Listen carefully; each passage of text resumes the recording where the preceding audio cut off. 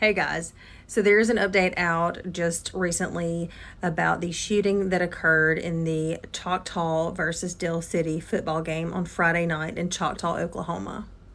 The Dale City Police Department put out this release earlier saying that they had two off-duty officers working security at this football game on Friday night when one officer was involved and did discharge his weapon.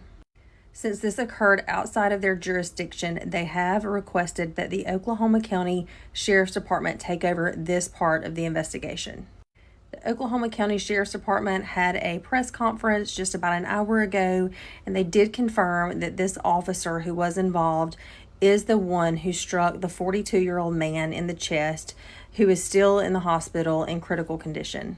And here's a clip from that press conference. Sheriff Tommy Johnson III here, Oklahoma County Sheriff's Office. We have Dale City Police Chief and Assistant Chief as well here with us.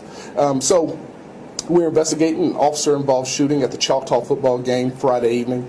It's important to stress that it is the only portion of the investigation that the Oklahoma County Sheriff's Office is involved in. Any other questions about the incident should be directed to the Choctaw Police Department. A Dale City police officer was working off-duty security for Middale schools at the game and fired his weapon. The Dale City officer did not shoot the 16-year-old. I'm not going to release his name because that hasn't been formally released, and out of an abundance of respect for the family, we're not going to release that today.